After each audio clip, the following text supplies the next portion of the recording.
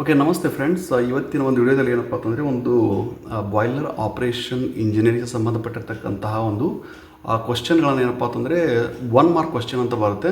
So ಅದನ್ನು ಇವತ್ತಿನ ಒಂದು ವಿಡಿಯೋದಲ್ಲಿ ಏನಪ್ಪ ಅಂತಂದರೆ ಡಿಸ್ಕಸ್ ಮಾಡ್ತಿದ್ದೀನಿ. ಸೊ ಈ ಒಂದು ಕ್ವಶನ್ಸ್ಗಳು ಬಂದುಬಿಟ್ಟು ಏನಪ್ಪ ಅಂತಂದರೆ ನಮಗೆ 2012ರಲ್ಲಿ ಏನಪ್ಪ ಅಂತಂದರೆ ಮಹಾರಾಷ್ಟ್ರ BOಯಲ್ಲಿ ಕೇಳಿರ್ತಕ್ಕಂಥ ಒಂದು ಕ್ವಶನ್ ಪೇಪರ್ನ ನಿಮ್ಮ ಮುಂದೆ ಇಡ್ತಾ ಇದ್ದೀನಿ. ಸೊ ಅದರಲ್ಲಿ ಏನಂತಂದರೆ ಒಂದು 1 ಮಾರ್ಕ್ ಕ್ವಶನ್ ಬಂದುಬಿಟ್ಟು 20 ಕ್ವಶನ್ಸನ್ನು ಕೊಟ್ಟಿರ್ತಾರೆ ಅಲ್ಲಿ. ಸೊ ಅದನ್ನು 1 ಬೈ 1 ನೋಡ್ತಾ ಹೋಗೋಣ ಯಾವ ರೀತಿ ಇದೆ ಅಂತಕ್ಕಂಥದ್ದು. ನೋಡಿ, ಫಸ್ಟ್ ಕ್ವಶನ್ ಏನಿದೆ ಅಂತಂದರೆ the efficiency of A typical FBC boiler is of the order of. So answer ಏನು ಕೊಟ್ಟಿದ್ದಾರೆ ಅಂತಂದರೆ ಇಲ್ಲಿ ನಮಗೆ 80% ಅಂತ ಕೊಟ್ಟಿರ್ತಾರೆ. ನೋಡಿ, FBC ಬಾಯ್ಲರ್ ಏನಪ್ಪ ಅಂತಂದರೆ this boiler is specially suitable for ಏನಂತಂದರೆ ಒಂದು ಬರ್ನಿಂಗ್ ಆಫ್ ಏನಪ್ಪ ಅಂತಂದರೆ ಲೋ ಗ್ರೇಡ್ ಫ್ಯೂಯಲ್ಸ್ ಅಂತ. ಸೊ ಅಂದರೆ ಏನಾಗುತ್ತೆ, ಒಂದು ಕಡಿಮೆ GCV ಇರುವಂತಹ ಒಂದು ಫ್ಯೂಯಲನ್ನು ನಾವು ಏನಪ್ಪ ಅಂತಂದರೆ ಒಂದು ಉತ್ತಮವಾದ ರೀತಿಯಲ್ಲಿ ಅದರ ಒಂದು ಏನಪ್ಪ ಅಂದರೆ ಅದನ್ನು ಬರ್ನ್ ಮಾಡೋಕ್ಕೆ ಈ ಒಂದು FBC ಬಾಯ್ಲರ್ ಅಂದರೆ ಫ್ಲೂಯಿಡೈಸ್ಡ್ ಬೆಡ್ ಕಂಬಷನ್ ಬಾಯ್ಲರ್ನ ನಾವು ಬಳಸ್ತೀವಿ. ಸೊ ಅದರ ಒಂದು ಎಫಿಷಿಯನ್ಸಿ ಬಂದುಬಿಟ್ಟು ಏನಂತಂದರೆ 80%. ಸೊ ಇದು ನೆನ್ಪಿಟ್ಕೊಳ್ಳಿ, ಏನಂತಂದರೆ efficiency of A typical FBC boiler ಅಂದರೆ ಎಫಿಷಿಯನ್ಸಿನ ತೆಗೆದುಕೊಂಡಾಗ ಅದರ ಒಂದು ದಕ್ಷತೆಯನ್ನು ತೆಗೆದುಕೊಂಡಾಗ ಎಷ್ಟು ಬರುತ್ತೆ, ಅದು 80% ಅಂತ ಬರುತ್ತೆ. 80% ಏನಕ್ಕಂತ ಹೇಳಿದ್ದೀನಿ ನಿಮಗೆ ನಾನು. So it is specially suitable for ಏನಂತಂದರೆ ಬರ್ನಿಂಗ್ ಆಫ್ ಏನಪ್ಪ ಅಂದರೆ low grade fuels, the main reason. So second question ಏನಂತಂದರೆ for higher boiler efficiencies the feed water is heated by. So ಇಲ್ಲಿ 4 ಆಪ್ಷನ್ ಕೊಟ್ಟಿರ್ತಾರೆ. ಸೊ ಅಂದರೆ ನೋಡಿ, ನೀವು ಬಾಯ್ಲರ್ ನಾವು ಆಪ್ರೇಷನ್ ಮಾಡ್ತಿರ್ಬೇಕಾದ್ರೆ ನಮಗೆ ಫೀಡ್ ವಾಟರ್ ಎಲ್ಲಿ ನಾವು ಏನಪ್ಪ ಅಂತಂದರೆ ಒಂದು ಹೀಟ್ ಕೊಡ್ತೀವಿ ಅದನ್ನು. ಸೊ ಎಕನಾಮೈಸರಲ್ಲಿ ಏನಪ್ಪ ಅಂತಂದರೆ ನಾವು ಅದನ್ನು ಹೀಟನ್ನು ಮಾಡ್ತೀವಿ. ಅಂದರೆ ಎಕನಾಮೈಸರಲ್ಲಿ ಏನಪ್ಪ ಅಂತಂದರೆ ನಮಗೆ ಫೀಡ್ ವಾಟರ್ ಏನಂತಂದರೆ ಒಂದು ಹೀಟ್ ಆಗುತ್ತೆ. ಸೊ ಇದನ್ನು ಹೇಗೆ ನೆನಪಿಟ್ಕೊಳ್ಳೋದು ಏನಪ್ಪ ಅಂತಂದರೆ ನೀವು ಒಂದು ಬಾಯ್ಲರ್ ಎಫಿಷಿಯನ್ಸಿ ಫಾರ್ಮುಲಾದಲ್ಲಿ ಏನಪ್ಪ ಅಂತಂದರೆ ನಿಮಗೆ ಒಂದು ಫೀಡ್ ವಾಟರ್ ಬಂದಿರುತ್ತೆ ಅಲ್ಲಿ. ಸೊ ಆ ಫೀಡ್ ವಾಟರ್ ಏನಪ್ಪ ಅಂತಂದರೆ ಒಂದು ಎಕನಾಮೈಸರಲ್ಲಿ ನಿಮಗೆ ಏನಪ್ಪ ಅಂತಂದರೆ ಹೀಟ್ ಆಗುತ್ತೆ ಅಂತಕ್ಕಂಥದ್ದು ಇಲ್ಲಿ ನೀವು ಏನಪ್ಪ ಅಂತಂದರೆ ಒಂದು ರಿಮೆಂಬರ್ ಮಾಡ್ಕೋಬೇಕಾದದ್ದು. ಓಕೆ, ಸೊ ಅಂದರೆ feed water is heated by economiser. So for increase ಇಂದ ಏನಪ್ಪ ಅಂತಂದರೆ for higher boiler efficiencies feed water is heated by economiser. So ಮೂರನೇ ಕ್ವಶನ್ ನೋಡೋಣ. An evaporation ratio of an efficient oil fired boiler is in the range of. ನೋಡಿ, evaporation ratio ಅಂದರೆ ನಾನು ಏನಪ್ಪ ಅಂತ ಆಲ್ರೆಡಿ ಡಿಸ್ಕಸ್ ಮಾಡಿದ್ದೀನಿ ಈ ಒಂದು ಡೆಫಿನೇಷನನ್ನು ಒಂದು ನನ್ನ ಪ್ರೀವಿಯಸ್ ವಿಡಿಯೋದಲ್ಲಿ. ಸೊ ಇವ್ಯಾಪೊರೇಷನ್ ರೇಷಿಯೋ ಅಂತಂದರೆ ಏನಂತಂದರೆ steam to fuel ratio, that is SFR ಅಂತ ಕರಿತೀವಿ. ಸೊ ಅದೇನು ಕೇಳಿದಾನಂದರೆ evaporation ratio of an oil fired boiler. So oil ಅಂತಂದರೆ ನಮಗೆ ಒಂದು ಗಮನಕ್ಕೆ ಬರಬೇಕಾದಂಥದ್ದು ಏನಂತಂದರೆ ಇಲ್ಲಿ ಆಯಿಲ್ದು ಏನಪ್ಪ ಅಂತಂದರೆ ನಮಗೆ GCV ಜಾಸ್ತಿ ಇರುತ್ತೆ. ಸೊ GCV ಜಾಸ್ತಿ ಇರೋದ್ರೆ ಏನಪ್ಪ ಅಂತಂದರೆ ನಮಗೆ ಒಂದು ಅದರಿಂದ ಪ್ರೊಡಕ್ಷನ್ ಆಗ್ತಕ್ಕಂಥ ಸ್ಟೀಮ್ ಕೂಡ ಏನಪ್ಪ ಅಂತಂದರೆ ಜಾಸ್ತಿ ಇರುತ್ತೆ ಅಂತಕ್ಕಂಥದ್ದು. ಸೊ ನೋಡಿ, ಸ್ಟೀಮ್ ಟು ಫ್ಯೂಯಲ್ ರೇಷಿಯೋ ಅಂದರೆ ಜಾಸ್ತಿ ಅಂತ ಹೇಳಿದರೆ ನಮಗೆ ಆಯಿಲ್ ಫೈರ್ಡ್ ಬಾಯ್ಲರ್ಲಿ ಏನಪ್ಪ ಅಂತಂದರೆ ನಮಗೆ SFR ಯಾವಾಗಲೂ ಜಾಸ್ತಿ ಇರುತ್ತೆ. ಸೊ ಜಾಸ್ತಿ ಅಂದರೆ ನಾವು ಇಲ್ಲಿ ಈ 4 ಕೊಟ್ಟಿರ್ತಕ್ಕಂಥ ಆಪ್ಷನ್ ನಮಗೆ ಜಾಸ್ತಿ ಯಾವುದಿದೆ 13-16 ಅಂತ ಗೊತ್ತಾಗುತ್ತೆ. ಸೊ ಅಂದರೆ ಸ್ಟೀಮ್ ಟು ಫ್ಯೂಯಲ್ ರೇಷಿಯೋ ಅಂದರೆ 1 ಟನ್ ಆಫ್ ಏನಪ್ಪ ಅಂತಂದರೆ ನಾವು ಆಯಿಲನ್ನು ನಾವು ಒಂದು ಕಂಬಷನ್ ಮಾಡಿದಾಗ ಅದರಿಂದ ಬಿಡುಗಡೆ ಆಗ್ತಕ್ಕಂಥ ಸ್ಟೀಮ್ ಏನಿರುತ್ತೆ ಅಂದರೆ ನಮಗೆ 13-16 ಟನ್ ನಮಗೇನಪ್ಪ ಅಂತಂದರೆ ಸ್ಟೀಮ್ ಹೊರಗಡೆ ಬರುತ್ತೆ. ದಟ್ ಈಸ್ ಕಾಲ್ಡ್ ಏನಪ್ಪ ಅಂತಂದರೆ ಒಂದು steam to fuel ratio. Okay, ಇನ್ನೇನಪ್ಪ ಅಂತಂದರೆ ಒಂದು 4ನೇ ಕ್ವಶನ್ಗೆ ಹೋಗೋಣ. ಸೊ 4ನೇ ಕ್ವಶನ್ ಏನಿದೆ ಅಂತಂದರೆ ಇಲ್ಲಿ at which of the following pressure the enthalpy of evaporation of the steam will be the highest ಅಂತ ಕೇಳಿದ್ದಾರೆ. ಸೊ ಅಂದರೆ ಏನಾಗುತ್ತಂದರೆ ಯಾವ ಒಂದು ಈ ಕೊಟ್ಟಿರ್ತಕ್ಕಂತಹ ಒಂದು 4 ಪ್ರೆಷರಲ್ಲಿ ನೋಡಿ, ಇಲ್ಲಿ ನೋಡ್ತಾ ಇದ್ದೀರಾ, ಈ ಕೊಟ್ಟಿರ್ತಕ್ಕಂಥ 4 ಪ್ರೆಷರಲ್ಲಿ ನಮಗೇನಪ್ಪ ಅಂತಂದರೆ enthalpy of evaporation of the steam will be the highest. ಅಂದರೆ ಎಂಥಾಲ್ಪಿ ಆಫ್ ಇವಾಪರೇಷನ್ ಅಂದರೆ ಏನಂತಂದರೆ ನಮಗೆ ಲೆಟೆಂಟ್ ಹೀಟ್ ಆಫ್ ವೆಪರೈಸೇಷನ್ ಅಂತ ಗೊತ್ತಾಗುತ್ತೆ. ಇಲ್ಲಿ ನೋಡ್ತಾ ಇರಲಿ, ಲೆಟೆಂಟ್ ಹೀಟ್ ಆಫ್ ವೆಪರೈಸೇಷನ್ ಅಂದರೆ ಏನು, ಇದರೊಂದು ಡೆಫಿನೇಷನ್ ತಿಳ್ಕೊಳ್ಳೋಣ first. So enthalpy of evaporation or the latent heat of vaporisation, it is the amount of energy required to convert liquid water into steam at a given pressure. ಅಂದರೆ ಕೊಟ್ಟಿರ್ತಕ್ಕಂತಹ ಒಂದು ಪ್ರೆಷರಲ್ಲಿ ನಮಗೆ liquid ವಾಟರನ್ನು ನಾವು ಏನು ಮಾಡಬೇಕು, ಸ್ಟೀಮ್ ಆಗಿ convert ಮಾಡೋಕ್ಕೆ ಅದಕ್ಕೆ ಬೇಕಾಗಿರ್ತಕ್ಕಂಥ ಒಂದು ಹೀಟನ್ನು ಏನಂತ ಮಾಡ್ತೀವಿ, ಅದನ್ನು ನಾವು ಎಂಥಾಲ್ಪಿ ಆಫ್ ಇವಾಪರೇಷನ್ ಅಂತ ಕರಿತೀವಿ. ಅಂದರೆ ಇಲ್ಲಿ ನೋಡ್ತಾ ಇದ್ರೆ ನಮಗೆ ಇದರ ಒಂದು ಕರೆಕ್ಟ್ ಆನ್ಸರ್ ಬಂದುಬಿಟ್ಟು ಅಂದರೆ ಒಂದು 4 kg/cm² ಅಂತ ಕೊಟ್ಟಿರ್ತಾರೆ.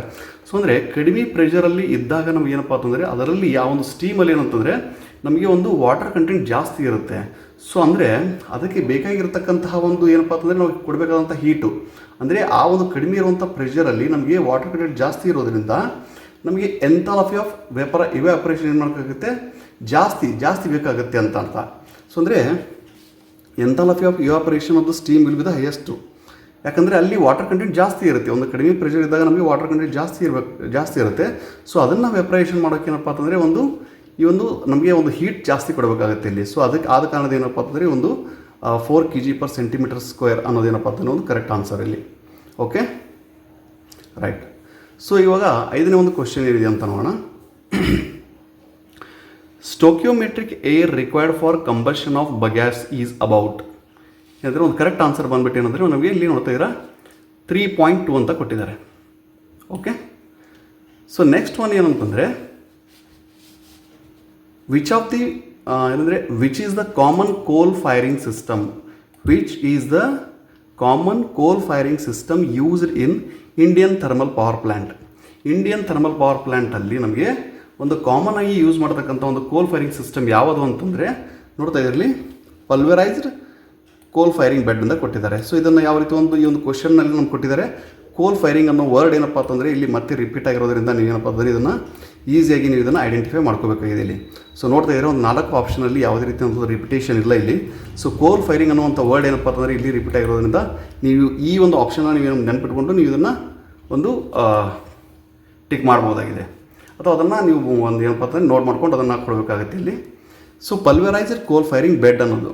Okay, so this is the common ಏನಪ್ಪ ಅಂತಂದರೆ ಒಂದು coal firing system used in Indian thermal power plant. Next ಏನಂತಂದರೆ deaeration of boiler feed water is referred to. ಅಂದರೆ ಏನಂದರೆ ನಾವು ಡಿಏರೇಟರ್ ಬಳಸ್ತಾ ಇರ್ತೀವಿ, ಅದ್ರ ಮೇಲೆ ಅಂದರೆ ಡಿಏರೇಷನ್ ಟ್ಯಾಂಕ್ ಇರುತ್ತೆ. ಸೊ ಆ ಒಂದು ಡಿಏರೇಷನ್ ಟ್ಯಾಂಕನ್ನು ಏನಕ್ಕೆ ಯೂಸ್ ಮಾಡ್ತೀವಿ ಅಂತಂದರೆ ಸೊ ಅಲ್ಲಿರ್ತಕ್ಕಂತಹ ಒಂದು ಏನಪ್ಪ ಅಂದರೆ ಡಿಸಾಲ್ವ್ಡ್ ಗ್ಯಾಸಸ್ಸನ್ನು ನಾವು ರಿಮೂವ್ ಮಾಡಬೇಕಾಗಿರುತ್ತೆ. ಸೊ ಆದ ಕಾರಣದಿಂದ ಏನಪ್ಪ ಅಂತಂದರೆ ನಾವೊಂದು ಡಿಏರೇಟರ್ನ ಮತ್ತು ಒಂದು ಡಿಏರೇಟರ್ ಟ್ಯಾಂಕನ್ನು ಮತ್ತು ಡಿಏರೇಷನ್ ಟವರನ್ನು ನಾವು ಅಲ್ಲಿ ಕೊಟ್ಟಿರ್ತೀವಿ. ಸೊ ಇದೇನಪ್ಪ ಅಂತಂದರೆ ಇದಕ್ಕೆ ಬಂದಿರತಕ್ಕಂಥ ಒಂದು 3ನೇ ಆಪ್ಷನ್ ಏನಪ್ಪ ಅಂತಂದರೆ ಇಲ್ಲಿ ಕರೆಕ್ಟ್ ಆಗಿಬಿಡುತ್ತೆ. ಸೊ ನೋಡ್ತಾ ಇರಲಿ, deaeration of a boiler feed water is referred to removal of dissolved gases. Okay, so next ಏನಂತಂದರೆ 8ನೇ ಒಂದು ಕ್ವಶನ್ ಬಂದುಬಿಟ್ಟು in industrial application the type of trap used for main steam line. ಇದರಲ್ಲಿ ನೋಡಿ 4 ಏನಪ್ಪ ಅಂತಂದರೆ ನಮಗೆ ಟ್ರ್ಯಾಪ್ ಕೊಟ್ಟಿರ್ತಾರೆ ಇಲ್ಲಿ. ಒಂದು ಥರ್ಮೋಡೈನಾಮಿಕ್ಕು ಮತ್ತು ಬೈಮೆಟಾಲಿಕ್ಕು, ಅದಾದಮೇಲೆ ಫ್ಲೋಟ್ ಟೈಪು, ಆಮೇಲೆ ಥರ್ಮೋಸ್ಟಾಟಿಕ್ ಅಂತ ಕೊಟ್ಟಿರ್ತಾರೆ. ಸೊ ನೋಡಿ ನೀವು ಆಲ್ಮೋಸ್ಟ್ ಆಲ್ ಏನಪ್ಪ ಅಂದರೆ ಒಂದು ಮೇನ್ ಸ್ಟೀಮ್ ಲೈನ್ ನಾವು ಡ್ರೈನ್ ಓಪನ್ ಮಾಡಿದಾಗ ಅದರ ಕೊಟ್ಟಿರ್ತಕ್ಕಂಥ ಒಂದು ಟ್ರ್ಯಾಪ್ ಏನಂತಂದರೆ ಒಂದು TD ಟ್ರ್ಯಾಪ್ ಆಗಿರುತ್ತೆ. ಸೊ TD ಟ್ರ್ಯಾಪ್ ಅಂದರೆ ಏನಿಲ್ಲಿ ಥರ್ಮೋಡೈನಾಮಿಕ್ ಸ್ಟೀಮ್ ಟ್ರ್ಯಾಪ್ ಅಂತ ಬರುತ್ತೆ. ಸೊ ಅಂದರೆ ಏನು ಫಸ್ಟ್ ಆಪ್ಷನ್ ಇದು correct answer. So in industrial application the type of trap used for main steam lines is thermodynamic steam trap. Okay, the latent heat ಅಂದರೆ 9ನೇ question ನೋಡಿಲಿ. The latent heat at the critical point of a steam phase diagram. ಅಂದರೆ ಒಂದು steam phase ಡೈಗ್ರಾಮಲ್ಲಿ latent heat at critical point ಎಷ್ಟಿರುತ್ತೆ ಅಂತ ಕೇಳಿದ್ದಾರೆ. So what will be the latent heat at critical point in a steam phase diagram. Okay, ನೀವು steam face ಡೈಗ್ರಾಮನ್ನು ನೋಡಿದಾಗ ಏನಪ್ಪ ಅಂತಂದರೆ ಅಲ್ಲಿ ಒಂದು ಕ್ರಿಟಿಕಲ್ ಪಾಯಿಂಟಲ್ಲಿ ನಮ್ಮ ಲೆಟೆಂಟ್ ಹೀಟ್ ಎಷ್ಟಿರುತ್ತೆ ಅಂತ ಕೇಳಿದ್ದಾರೆ. ಸೊ ಅದು ಬಂದುಬಿಟ್ಟು ಏನಂದರೆ ನಮಗೆ ಅದರ ಆನ್ಸರ್ ಬಂದುಬಿಟ್ಟು ದ ಥರ್ಡ್ ಆಪ್ಷನ್ ಹೇಳ್ತಾ ಇದೆ 0. Latent heat at critical point of a steam phase diagram is 0. Okay, so next one ಏನಪ್ಪ ಅಂತಂದರೆ ಒಂದು 10ನೇ ಕ್ವಶನ್ ನೋಡ್ತಾ ಇರಲಿ. The proper sizing of a steam pipeline helps in minimising. ನೋಡಿ ಕ್ವಶನ್ ಮೊದಲು ಅರ್ಥ ಮಾಡ್ಕೋಬೇಕು. ಯಾವುದೇ ರೀತಿ ಕೊಟ್ಟರು ಕೂಡ ಏನಪ್ಪ ಅಂತಂದರೆ ಮೊದಲು ನೀವೇನಂದರೆ ಒಂದು ಕ್ವಶನ್ನ ಅರ್ಥ ಮಾಡ್ಕೋಬೇಕಾಗುತ್ತೆ. ಇಲ್ಲಿ ನೋಡಿ, ಯಾವುದೋ ಒಂದು ಸ್ಟೀಮ್ ಪೈಪ್ಲೈನನ್ನು ಕೊಟ್ಟಾಗ ಅದಕ್ಕೆ ಒಂದು ಪ್ರಾಪರಾಗಿ ನಾವು ಸೈಜನ್ನು ಕೊಡಬೇಕಾಗತ್ತೆ. ಸೊ ಅದೊಂದು ಏನು ಹೆಲ್ಪ್ ಮಾಡುತ್ತೆ ಅಂತಂದರೆ it will help in minimising the ಏನಪ್ಪ ಅಂತಂದರೆ ನೋಡಿ ಇಲ್ಲಿ ನಮಗೆ ಒಂದು ಥರ್ಡ್ ಆಪ್ಷನ್ ಇದೇನೋ ಸೆಕೆಂಡ್ ಆಪ್ಷನ್ ಕೊಟ್ಟಿದ್ದಾರೆ ಅಂತಂದರೆ ಪ್ರೆಷರ್ ಡ್ರಾಪ್.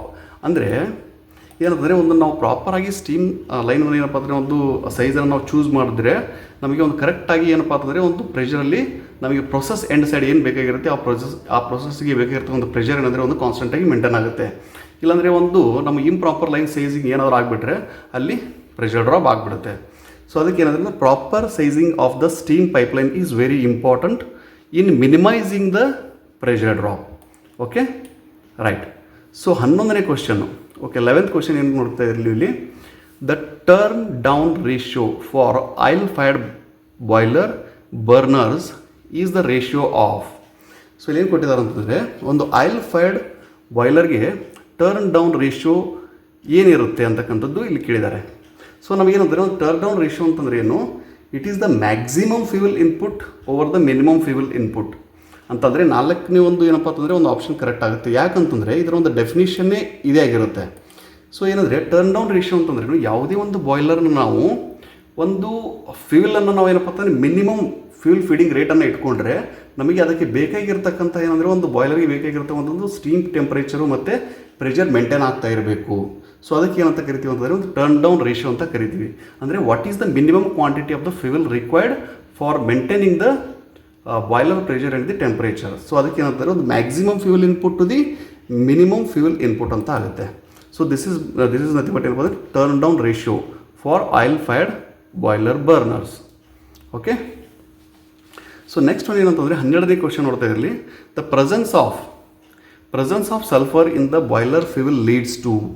ಸೊ ಇಲ್ಲೇನು ಕೇಳಿದಾರೆ ಅಂತಂದರೆ ಒಂದು ನಮಗೆ ಒಂದು ಬಾಯ್ಲರ್ಗೆ ಬಳಸ್ತಕ್ಕಂತಹ ಒಂದು ಫ್ಯೂಯಲಲ್ಲಿ ಇದೊಂದು ಏನಪ್ಪ ಅಂತಂದರೆ ಬಗ್ಯಾಸ್ ಆಗಿರಲಿ ಇಲ್ಲ ಕೋಲ್ ಆಗಿರಲಿ ಏನೋ ಆಗಿರಲಿ, ಸೊ ಅದರಲ್ಲಿ ಇರ್ತಕ್ಕಂತಹ ಒಂದು ಸಲ್ಫರ್ ಕಂಪೌಂಡ್ ಏನಿರುತ್ತಲ್ಲ, ಸಲ್ಫರ್ ಬಂದುಬಿಟ್ಟು ಒಂದು ಕಂಟೆಂಟ್ ಏನಿರುತ್ತಲ್ಲ, ಅದು ಇರೋದ್ರಿಂದ ಯಾವ ಒಂದು ಫಿನಾಮಿನಾ ಅಲ್ಲಿ ಕ್ರಿಯೇಟ್ ಆಗುತ್ತೆ ಅಂತಕ್ಕಂಥದ್ದು. So presence of sulphur in the boiler fuel leads to ಏನಪ್ಪ ಅಂತಂದರೆ ಕೊರೋಜನ್. ಓಕೆ. ಅದು ಸಲ್ಫರ್ ಇರೋದ್ರಿಂದ ಏನಪ್ಪ ಅಂತಂದರೆ ನಮ್ಮ ಒಂದು ಟ್ಯೂಬ್ ಒಳಗಡೆ ಏನಪ್ಪ ಅಂತಂದರೆ ಒಂದು ಟ್ಯೂಬ್ ಮೇಲ್ಗಡೆ ಅಂದರೆ ಕೊರೋಜನ್ ಆಗುತ್ತೆ. ಓಕೆ. ಸೊ ಇದೊಂದು ಏನಪ್ಪ ಅಂತಂದರೆ ನೆಕ್ಸ್ಟ್ ಒಂದು ಥರ್ಡ್ ಒನ್ ಏನು 13th 13ನೇ ಒಂದು ಕ್ವಶನ್ ನೋಡ್ತಾ ಇದ್ದೀವಿ ಇವಾಗ. So increase in the stack flue gas temperature of 22 degrees Celsius due to tube fouling or other causes will increase the oil consumption in an oil fired boiler by about. So question ಅರ್ಥ ಮಾಡ್ಕೊಳ್ಳಿ first. ಏನಂತಂದರೆ ನಮ್ಮ ಒಂದು ಚಿಮ್ನಿಯಲ್ಲಿ ಹೋಗ್ತಕ್ಕಂಥ ಒಂದು flu gas temperature ಏನಾದರೂ ಏನಪ್ಪ ಅಂತಂದರೆ ರೆಗ್ಯುಲರ್ ಏನಪ್ಪ ಅಂತಂದರೆ ಒಂದು 120 ಅಂತ ಅಂದ್ಕೊಳ್ಳಿ, ಇಲ್ಲ 125 ಅಂದ್ಕೊಳ್ಳಿ. ಸೊ 125ಗೆ ಮತ್ತು ನಾವು ಏನಪ್ಪ ಅಂದರೆ ಒಂದು 22 degrees Celsius ಏನಪ್ಪ ಅಂತಂದರೆ ಜಾಸ್ತಿ ಆದಾಗ ಸೊ ಅಲ್ಲಿ ಏನಾಗಿರುತ್ತೆ ನಮಗೆ ಟ್ಯೂಬ್ ಫೌಲಿಂಗ್ ಆಗಿರುತ್ತೆ ಅಂತಕ್ಕಂಥ ನಮ್ಗೆ ಗೊತ್ತು. ಸೊ ಅಂದರೆ ಏನಂತಂದರೆ will increase the oil consumption, ಅಂದರೆ ಆ ರೀತಿ ಫೌಲಿಂಗ್ ಆದಾಗ ಏನಪ್ಪ ಅಂತಂದರೆ ನಮ್ಮೊಂದು ಚಿಮ್ನಿ ಸ್ಟ್ಯಾಕ್ ಟೆಂಪ್ರೇಚರಲ್ಲಿ ಒಂದು 22 degrees Celsius ರೈಸ್ ಆಗುತ್ತೆ. ಸೊ ಆ ರೀತಿ ಆಗೋಕೆ ಏನಪ್ಪ ಅಂತಂದರೆ ನಮ್ಮ ಒಂದು ಆಯಿಲ್ ಕನ್ಸಂಪ್ಷನ್ ಎಷ್ಟಾಗಬೇಕು ಆ ಬಾಯ್ಲರ್ಗೆ ಅಂತಕ್ಕಂಥದ್ದು ಇಲ್ಲಿ ಕೇಳಿದ್ದಾರೆ. ಸೊ ಅಂದರೆ ಏನಾಗುತ್ತೆ, oil consumption will increase by 1% ಅಂತ ನೀವು ಹೇಳಬೇಕು. ಸೊ ಅಂದರೆ ಥರ್ಡ್ ಆಪ್ಷನ್ ಏನಪ್ಪ ಅಂತಂದರೆ ಕರೆಕ್ಟ್ ಆಗಿರುತ್ತೆ ಇಲ್ಲಿ. ಸೊ ಅಂದರೆ for every 22 degree rise in the flue gas temperature at the chimney stack inlet, so the oil consumption will increase by 1%. Okay, right. So third option ಏನಪ್ಪ ಅಂದರೆ ಇಲ್ಲಿ correct ಆಗಿರುತ್ತೆ. Next one ಏನಂತಂದರೆ the material use to control the SOx ಅಂತ ಕರೀತಾರೆ, SOX in the FBC boiler is. ಅಂದರೆ ಒಂದು socks ಒಂದು ಕಂಟೆಂಟನ್ನು ನಾವು ಅದನ್ನು ಕಂಟ್ರೋಲ್ ಮಾಡಬೇಕು ಅಂತಂದರೆ ಒಂದು FBC ಬಾಯ್ಲರಲ್ಲಿ ಫ್ಲೂಯಿಡೈಸ್ಡ್ ಬೆಡ್ ಕಂಬಷನ್ ಬಾಯ್ಲರಲ್ಲಿ ನಾವು SOX ಅನ್ನು ಕಂಟ್ರೋಲ್ ಮಾಡಬೇಕಂದ್ರೆ ಯಾವ ಒಂದು ಮೆಟೀರಿಯಲ್ನ ಯೂಸ್ ಮಾಡ್ತೀವಿ ಅಲ್ಲಿ, ಲೈಮ್ ಸ್ಟೋನ್. ಸೊ ನೋಡ್ತಾ ಇದ್ದೀರಿ ಇಲ್ಲಿ ಲೈಮ್ ಸ್ಟೋನ್ ಅನ್ನುವಂಥ ಒಂದು ವಸ್ತುವನ್ನು ಏನಪ್ಪ ಅಂತಂದರೆ ನಾವು ಅಲ್ಲಿ ಯೂಸ್ ಮಾಡಬೇಕಾಗತ್ತೆ. ಸೊ SOX ಅನ್ನು ಕಂಟ್ರೋಲ್ ಮಾಡಬೇಕಂದ್ರೆ ಲೈಮ್ ಸ್ಟೋನನ್ನು ಬಳಸ್ತೀವಿ.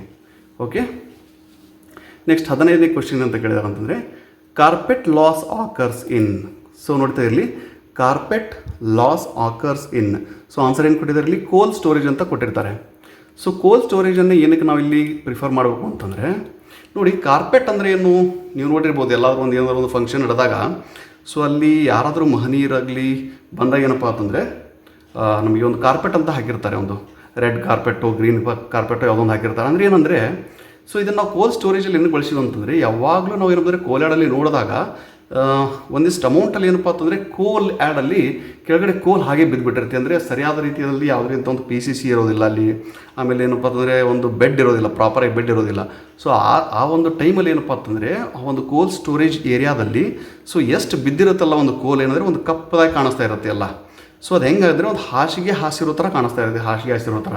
ಸೊ ಅದನ್ನು ಏನನ್ನೋದು ರೆಫರ್ ಮಾಡ್ತೀವಿ ಅಂತಂದರೆ ಇಲ್ಲಿ ಕಾರ್ಪೆಟ್ ಲಾಸ್ ಅಂತ ಕರಿತೀವಿ. ಅಂದರೆ ಅದು ಮತ್ತೆ ನಮಗೆ ತೊಗೊಳಕ್ಕೆ ಬರೋದಿಲ್ಲ, ಯಾಕಂದರೆ ಅದರಲ್ಲಿ ಒಂದು ಮಣ್ಣು ಮಿಕ್ಸ್ ಆಗಿರುತ್ತೆ, ಉಸುಕು ಮಿಕ್ಸ್ ಆಗಿರುತ್ತೆ. ಸೊ ಅದನ್ನು ನಾವು ಏನಪ್ಪ ಅಂತಂದರೆ ತೊಗೊಳಕ್ಕೆ ಬರೋದಿಲ್ಲ.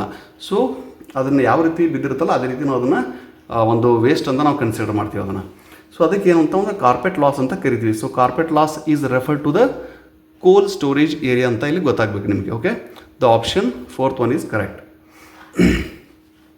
ನೆಕ್ಸ್ಟ್ ಒನ್ ಏನಂತಂದರೆ ಒಂದು 16ನೇ ಕ್ವಶನಲ್ಲಿ which fuel requires the lowest amount of excess air for combustion.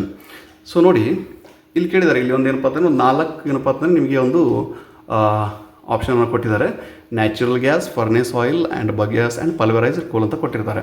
So question ಏನಿದೆ ಅಂತಂದರೆ ಇಲ್ಲಿ ಈ ಕೆಳಗಡೆ ಕೊಟ್ಟಿರ್ತಕ್ಕಂಥ ಒಂದು ಫ್ಯೂಯಲ್ಗೆ ಯಾವ ಒಂದು ಫ್ಯೂಯಲ್ ಏನಪ್ಪ ಅಂತಂದರೆ ಒಂದು ಕಡಿಮೆ ಅಮೌಂಟ್ ಆಫ್ ಏನಪ್ಪ ಅಂದರೆ ಒಂದು ಎಕ್ಸೆಸ್ ಏರ್ನ ತೆಗೆದುಕೊಳ್ಳುತ್ತೆ, ಅದರ ಕಂಪ್ಲೀಟಾಗಿ ಕಂಬಷನ್ ಆಗೋಕ್ಕೆ ಕಡಿಮೆ ಒಂದು ಎಕ್ಸೆಸ್ ಏರ್ನ ಬಳಸುತ್ತೆ ಅಂತಂದರೆ ಗ್ಯಾಸ್ ಏನಪ್ಪ ಅಂತಂದರೆ ಒಂದು ನ್ಯಾಚುರಲ್ ಗ್ಯಾಸ್ ಅಂದರೆ ಒಂದು ಗ್ಯಾಸಿಯಸ್ ಫ್ಯೂಯಲ್ ಏನು ಬರುತ್ತಲ್ಲ, ಸೊ ಆ ಒಂದು ಫ್ಯೂಯಲ್ ನಮಗೆ ಏನಪ್ಪ ಅಂತಂದರೆ ಕಡಿಮೆ ಒಂದು ಎಕ್ಸೆಸ್ ಏರ್ನ ಬಳಸಿಕೊಂಡು ಕಂಬಷನ್ ಆಗುತ್ತೆ.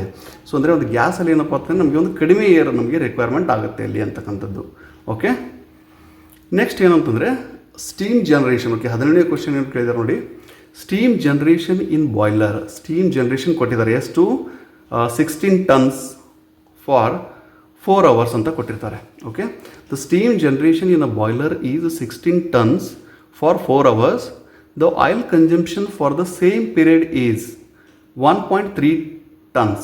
The evaporation ratio is ಅಂದರೆ ಇವ್ಯಾಪೊರೇಷನ್ ರೇಷಿಯೋ ಕೇಳಿದ್ದಾರೆ. ಸೊ ಇವ್ಯಾಪೊರೇಷನ್ ರೇಷಿಯೋದು ಒಂದು ಏನಪ್ಪ ಅಂದರೆ ನಮ್ಗೆ ಇದು ಗೊತ್ತಾಗಬೇಕು. ಇಲ್ಲಿ ಒಂದು ಡೆಫಿನೇಷನ್ನ ನೀವು ಏನಪ್ಪ ಅಂದರೆ ಒಂದು ರಿಮೈಂಡ್ ಮಾಡ್ಕೊಳ್ಬೇಕಾಗತ್ತೆ.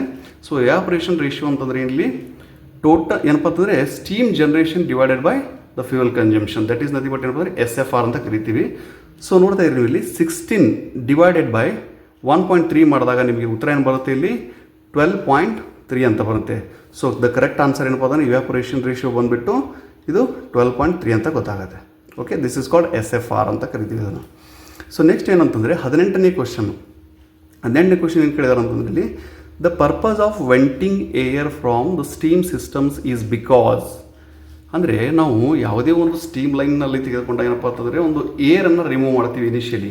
ಸೊ ಆ ಏರ್ನ ಏನಕ್ಕೆ ರಿಮೂವ್ ಮಾಡ್ತೀವಿ, so what is the purpose of removing the air or venting the air. So air ಅಂದರೆ ಏನಾಗಿ ವರ್ಕ್ ಮಾಡುತ್ತೆ ಇಲ್ಲಿ ಒಳಗಡೆ, ಅಕಸ್ಮಾತ್ ನೀವು ಏರ್ನ ಇಟ್ಕೊಂಡಿವಿ ಅಂತಂದರೆ ಏನಾಗಿ ವರ್ಕ್ ಆಗುತ್ತೆ ಅಂತಕ್ಕಂಥದ್ದು. So it acts as a insulator. So ಅಂದರೆ ಏನು ಮಾಡುತ್ತೆ, ಆ ಒಂದು ಏರ್ ಏನಾದರೂ ನಮಗೆ ಒಂದು ಸ್ಟೀಮ್ ಲೈನಲ್ಲಿ ಉಳ್ಕೊಂಡಾಗ ಸೊ ಅದು ನಮಗೆ ಇನ್ಸುಲೇಟರಾಗಿ ವರ್ಕ್ ಆಗುತ್ತೆ. ಸೊ ಅಲ್ಲಿ ಏನಪ್ಪ ಅಂತಂದರೆ ನಮಗೆ ಆ ಒಂದು ಏರಿಯಾವನ್ನು ಏನಪ್ಪ ಅಂತಂದರೆ ನಮಗೆ ಹೀಟ್ ಮಾಡೋಕ್ಕೆ ಬಿಡೋದಿಲ್ಲ ಅದು. So the purpose of venting the air from the steam system is because ಏನಪ್ಪ ಅಂತಂದರೆ ಇನ್ಸುಲೇಟರ್ ಆಗಿ ವರ್ಕ್ ಆಗುತ್ತೆ. ಇಟ್ ಈಸ್ ಬಿಕಾಸ್ ಏನಪ್ಪ ಅಂತಂದರೆ air is insulator. So we must remove the air and ಏನಪ್ಪ ಅಂತಂದರೆ ನಮಗೆ ಒಂದು ಪ್ಯೂರ್ ಸ್ಟೀಮ್ ಒಂದು ರೀಚ್ ಆಗ್ತಾ ಬರುತ್ತೆ. ಅದನ್ನು ಏರ್ನ ವೆಂಟಿಂಗ್ ಮಾಡಿದಾಗ ನಮಗೆ ಒಂದು ಪ್ಯೂರ್ ಸ್ಟೀಮಲ್ಲಿ ನಮಗೆ ಏನಪ್ಪ ಅಂತಂದರೆ ಜನ್ರೇಷನ್ ಆಗೋಕ್ಕೆ ಶುರು ಆಗುತ್ತೆ. ಸೊ ನೆಕ್ಸ್ಟ್ ಏನಂತಂದರೆ 19ನೇ ಕ್ವಶನ್. 19ನೇ ಕ್ವಶನಲ್ಲಿ ಏನಿದೆ, mineral wool can be applied for temperature range application up to. So ಅಂದರೆ ಏನಂತಂದರೆ ಮಿನರಲ್ ವೂಲ್ದು ಏನಪ್ಪ ಅಂತಂದರೆ ನಮಗೆ ಒಂದು ಟೆಂಪ್ರೇಚರ್ ರೇಂಜ್ ಎಲ್ಲಿವರೆಗೂ ಬರುತ್ತೆ ಅಂತಕ್ಕಂಥದ್ದು. ಅಂದರೆ ನಾವು ಮಿನರಲ್ ವೂಲ್ ಎಲ್ಲಾದರೂ ಬಳಸಬೇಕು ಅಂತಂದರೆ so what will be the ಏನಪ್ಪ ಅಂತಂದರೆ ಆ ಒಂದು ಏರಿಯಾದಲ್ಲಿ ಎಷ್ಟೊಂದು ಟೆಂಪ್ರೇಚರ್ ಇದ್ದರೆ ನಾವು ಮಿನರಲ್ ವೂಲ್ ಅಲ್ಲಿ ಹಾಕ್ಬೋದು ಅಂತಕ್ಕಂಥದ್ದು. ಸೊ ಅಂದರೆ ಒಂದು 750 ಡಿಗ್ರಿ ಸೆಲ್ಸಿಯಸ್ ಏನಪ್ಪ ಅಂತಂದರೆ ಟೆಂಪ್ರೇಚರಲ್ಲಿ ನಮಗೆ ಏನಪ್ಪ ಅಂದರೆ ಒಂದು ಮಿನರಲ್ ವೂಲ್ದು ನಮಗೆ ಇಲ್ಲಿ ಕೊಟ್ಟಿರ್ತಾರೆ. ಸೊ ಅಂದರೆ 750 ಈಸ್ ದ ಏನಪ್ಪ ಅಂತಂದರೆ ಕರೆಕ್ಟ್ ಆನ್ಸರ್.